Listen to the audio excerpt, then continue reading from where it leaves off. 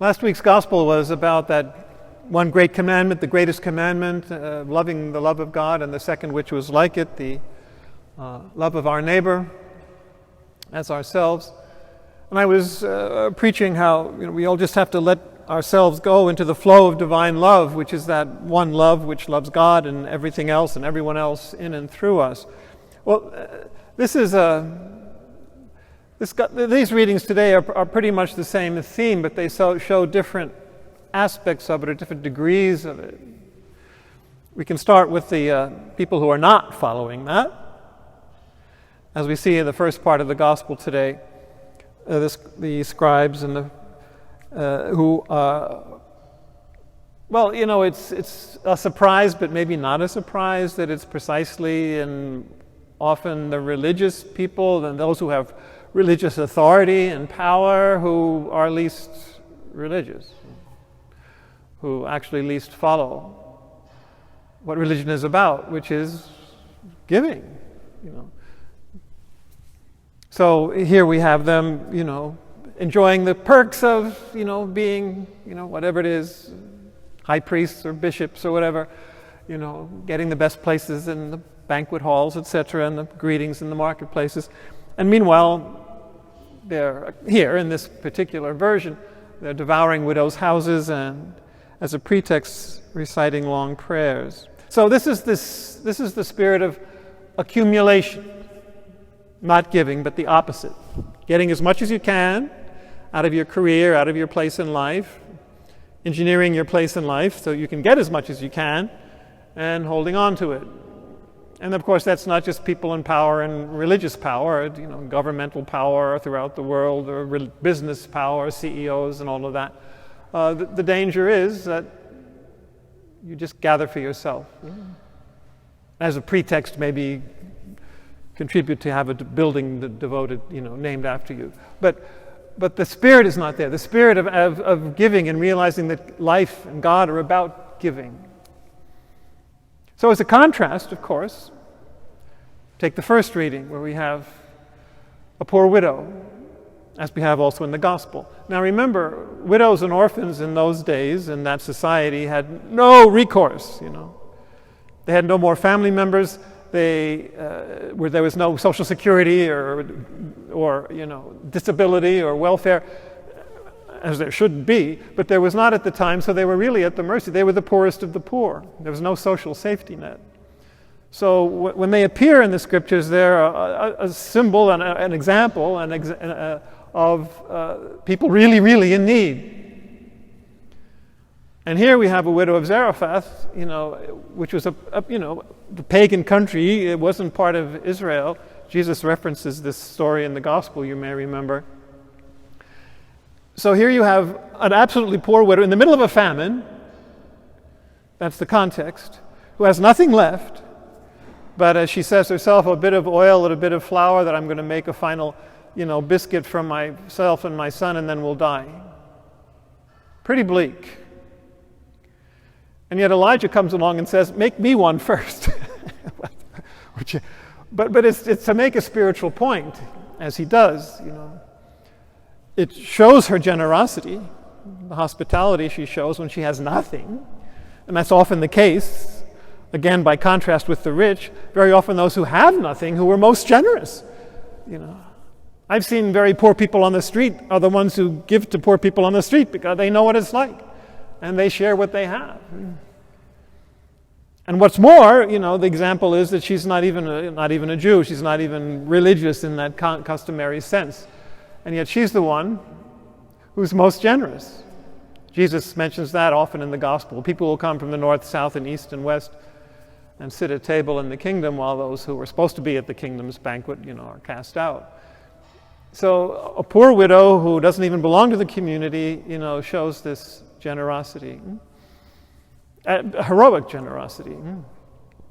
And the spiritual lesson here, which Elijah points out, is that your oil will not run out and your the flour will not run out until there's rain on the earth.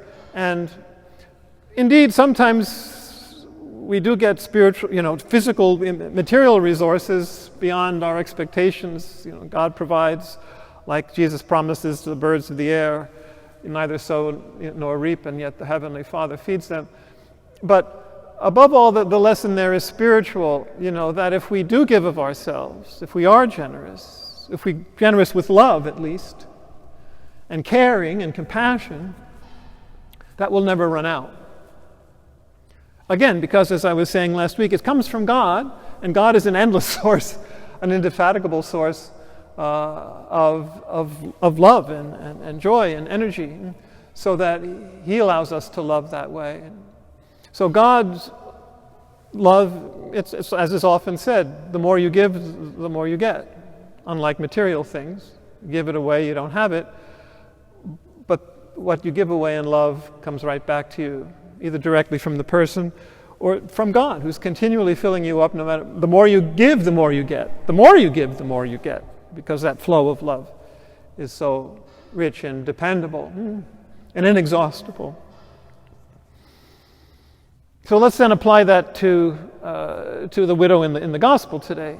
Very similar circumstances, giving all the last little bit she had here to God. And of course, the evangelist is purposely contrasting that with the scribes who, as it says, devour houses of widows, evicting them, whatever it is, taking profit from them. And here's this poor widow.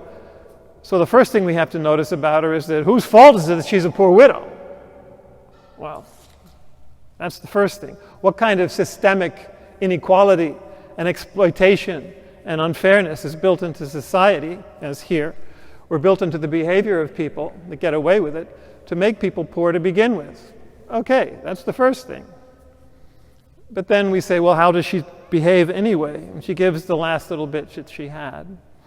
But if you look at the original Greek, it's a little more, it's, if anything, subtler than that. It says she gives out of her poverty. The word is actually deprivation or emptiness. Very related in Greek to the word for womb, which is hollow. And, so out of her, emptiness, she gives her whole livelihood. The word again is life. It actually says she gave her whole life. And that's the point. We shouldn't just be giving of our material resources, even our compassion. We should be giving our lives. We should be dedicating our lives to something that gives. Choosing a career, choosing a way of living that is a constant giving of ourselves. As is often said, time, talent, and treasure. Well, we want to give of our whole selves. And that's a deeper call. To give of our whole lives. To give our whole lives for others. And that finally brings us to the second reading about Jesus. We do that because that's what Jesus did. We do that because that's what Jesus does. We heard last week also from Hebrews that He's constantly living to make intercession for us. He's right now. And here it explains that He enters heaven, not just the symbol of heaven, which the church is, or the temple was, but heaven itself, or if you prefer, the bosom of the Father, passing through the veil of His flesh, offering His whole life to God once and for all. Total gift of Himself. That's the point here. Once and for all sufficed. He gave His whole self on the cross. All through His life, really, but He gave His whole self in death and through death to the Father.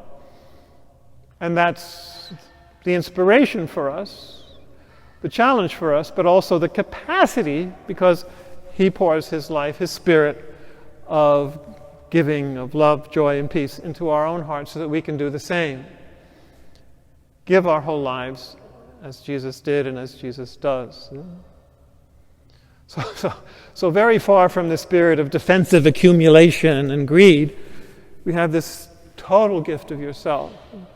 Not just time, treasure, and talent, but your very life, your life's blood, your life's whole life, your whole energy, all through your years, to the Lord, to the Father, to the world, as Jesus did.